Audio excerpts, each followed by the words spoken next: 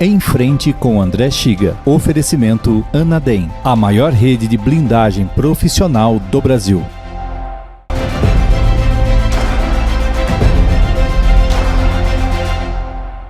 E quero aproveitar para agradecer meu grande amigo Alisson, que é o proprietário da Bela Aquários, a melhor padaria de São José dos Campos. Olá, meu amigo, eu sou o André Chiga e você está no programa Em Frente. Não é incrível de acreditar que num país como o Brasil, gigante, com tanta terra para plantar, ainda existam pessoas passando fome? Eu sei que a desnutrição é uma questão financeira e social, mas eu acredito de verdade que é uma falta de gestão, de governança e de vontade política. Por outro lado, nos últimos 5 anos, triplicou o número de obesos aqui no nosso país. E até então a gente olhava uma criancinha fofinha e dizia, nossa, que lindo e saudável, mas sabe que nem sempre isso é uma verdade. Em cada 10 pessoas, 2 ou 3 são consideradas obesas hoje aqui no Brasil. Talvez por falta de conhecimento, por falta de vontade, por falta até de interesse em cuidar da própria saúde. E o mais incrível é que às vezes uma pessoa que está obesa, ela também pode estar desnutrida. E para falar de alimentação saudável, eu estou aqui com o meu grande amigo, nutricionista Fernando Nishizawa, que é formado pela Universidade de São Paulo, e eu sei que tem uma linha muito legal sobre educação, reeducação alimentar. Então, Fernando, obrigado pela sua presença aqui. Agradeço. E como é que você pode dar umas dicas para os nossos amigos lá de casa em relação a esses mitos e as verdades sobre a alimentação? Então, né, doutor, é muito comum que a gente é educado a aprender que existe sempre um vilão e um mocinho. E a minha linha, né, de pensamento e de trabalho é que a gente consegue andar pela linha do meio e aí a gente não vai ter nenhuma lista de alimentos proibidos e nenhuma lista de alimentos permitidos. Agora, como é que as pessoas que não são especialistas em alimento, elas pensam? O que é mais calórico, o que é menos calórico, o que é mais saudável? Pode dar umas dicas assim? Então, né, principalmente quando a gente fala de emagrecimento, que é o meu principal foco de trabalho, as pessoas pensam em comer pouco. Mas quando eles pensam em comer pouco, eles pensam em comer alimentos pequenos. Só que existem alimentos pequenos que são calóricos. E aí as calorias é uma coisa muito importante quando a gente fala de saúde e principalmente no emagrecimento. Se a gente tiver que priorizar, o que a gente deveria comer mais? Olha, um grupo que é muito esquecido pelo pessoal são dos vegetais, né? Então as folhas, os legumes e as frutas também. Esse grupo ele consegue fornecer um volume grande, ou seja, um tamanho grande, que é o contrário do que o pessoal pensa, e poucas calorias, que é um dos principais pontos aí do emagrecimento e da saúde. Então uma salada de frutas, por exemplo, é uma boa opção para o café da manhã. É uma excelente opção. O que você me fala dessa combinação, dessa nossa mesa fantástica aqui que o Alisson nos preparou hoje? Então, as preparações, né, os pratos que são mais calóricos, eles têm que estar com menor frequência e menor quantidade. Então, assim, eles não são proibidos, eles podem estar presentes, mas a gente tem que cuidar com a frequência e a quantidade que eles estão presentes na nossa alimentação. E aí os vegetais, né, que eu falei, as folhas, os legumes e as frutas, eles têm que estar mais presentes, preferencialmente todos os dias da nossa alimentação. Se existisse assim algo que quem quer emagrecer tenha que diminuir mais, são as gorduras ou são os açúcares? Olha, as gorduras elas vão fornecer mais calorias do que os açúcares, né? Mais do que o dobro, aliás. Então assim, a gordura a gente tem que tomar muito mais cuidado, né? Quando a gente compara as mesmas quantidades do que os açúcares. Fernando, a gente escuta muito falar em jejum intermitente, quer dizer, as pessoas ficam muito tempo sem comer, e outros falam, comer a cada 3 horas. Como é que você enxerga essa questão da frequência das alimentações? Tá. Estratégias alimentares a gente tem várias, como você bem citou, jejum, comer de 3 horas e outras também. Mas qual que é a chave? É encaixar a estratégia na pessoa. E para acabar a nossa conversa, eu queria que você contasse um pouquinho em relação ao exercício. Porque tem muita gente querendo tomar muito pré-treino ou tomar muito pós-treino. E eu sei que você tem uma visão bem legal sobre isso.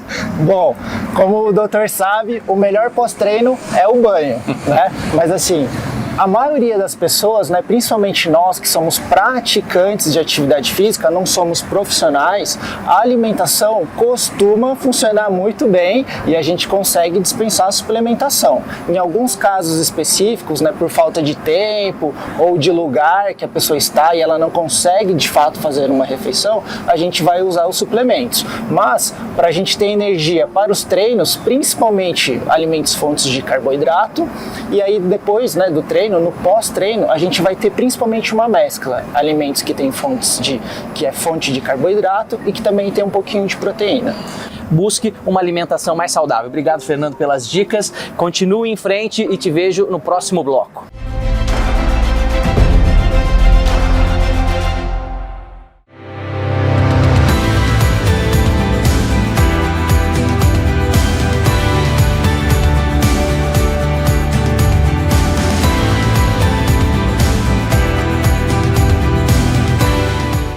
Se a função do plano de saúde é cuidar, para que se preocupar?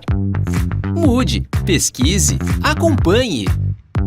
O conforto que você precisa, com o valor que cabe no seu bolso, está perto de você.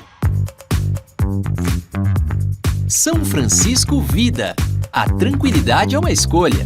Qualidade, a mudança que o seu futuro precisa. A Anadem, Sociedade Brasileira de Direito Médico e Bioética, é uma sociedade civil instituída nos moldes do artigo 53 do Código Civil Brasileiro, combinado com o inciso 17 do artigo 5º da Constituição Federal. Criada há mais de 2 décadas, a sociedade é a maior rede de blindagem profissional do Brasil que promove debates sobre problemas relacionados ao exercício profissional de diversas áreas da saúde. Atualmente temos milhares de médicos, cirurgiões dentistas e enfermeiros associados. Todos eles contam com o Fundap, Fundo Prestamista de Defesa Profissional, a maior rede de proteção e defesa profissional médica e odontológica do Brasil. O sistema oferece segurança, proteção jurídica e patrimonial, além de gestão do risco da atividade médica e hospitalar. Temos uma ampla rede de escritórios de advocacia credenciados e especializados em direito médico e odontológico. E também oferecemos uma apólice coletiva com cobertura de até R$500 mil anual. Saiba mais em nosso site www.anadem.org.br.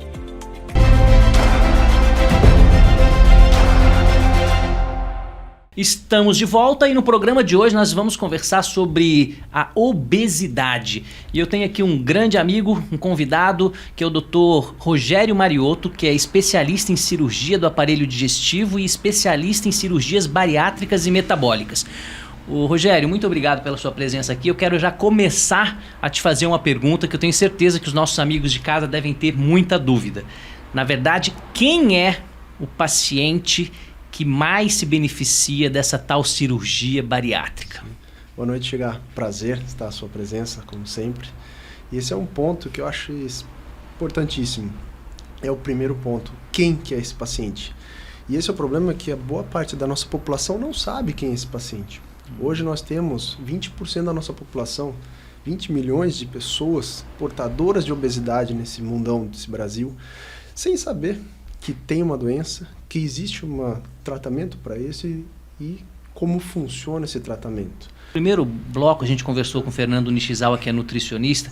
Então a gente já abordou essa questão do exercício e da alimentação. Mas chega um momento que às vezes só isso não resolve e a pessoa, você pode estar precisando mesmo de ajuda. Essa é a dica. Qual é esse paciente? Qual é o momento? Esse é o problema. O tratamento da obesidade, vamos lembrar que a obesidade ela vem quando o paciente adquire aquele peso e altura que configura um MC acima de 30. Então nós temos a obesidade grau 1.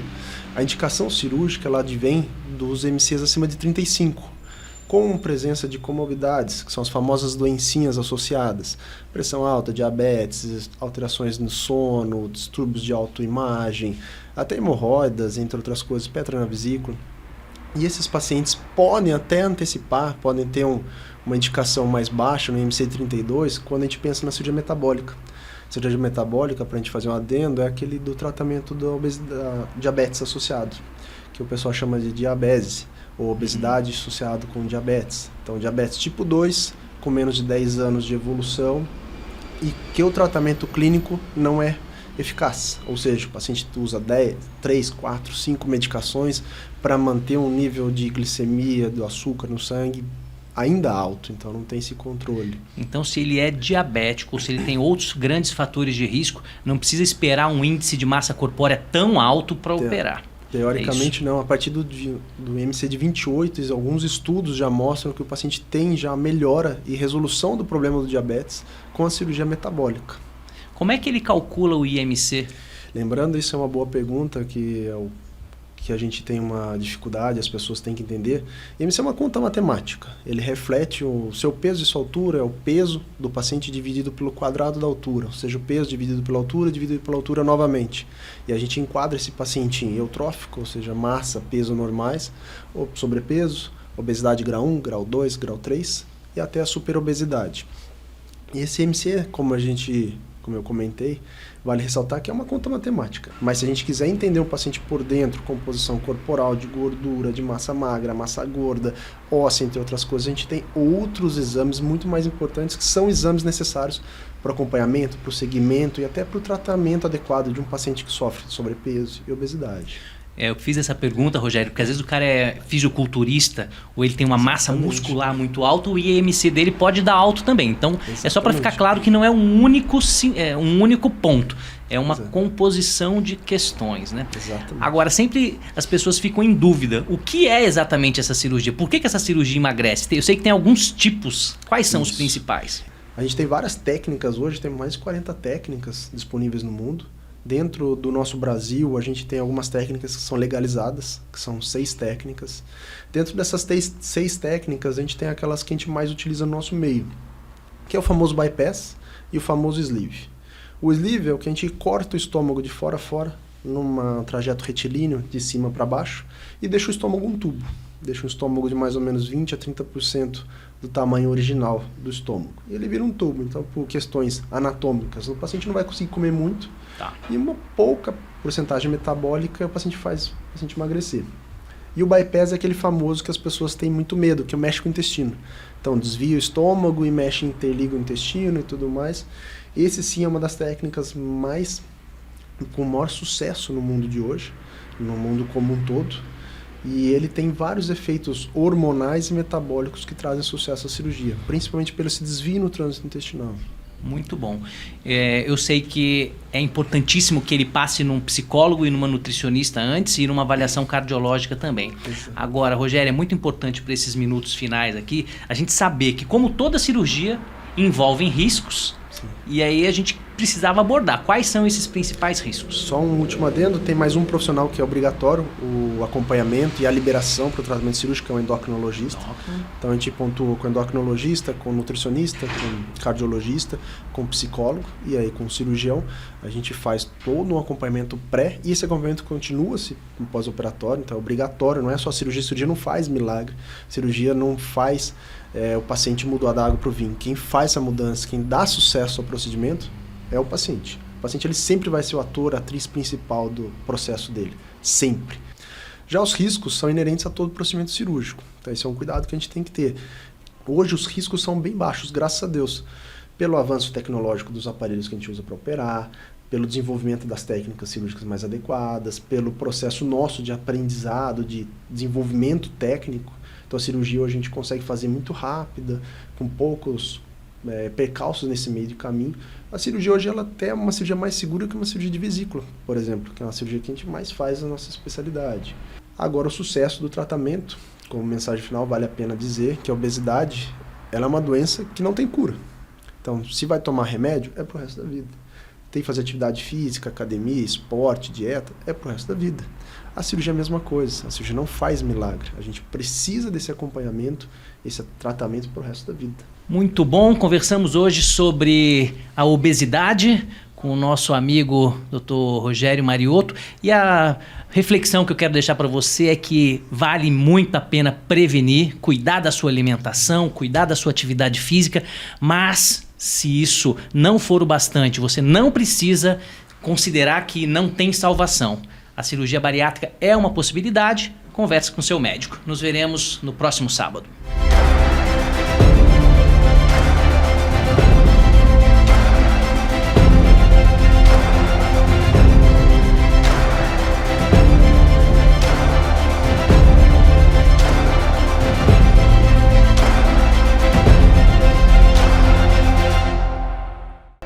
frente com André Xiga. Oferecimento Anadem, a maior rede de blindagem profissional do Brasil.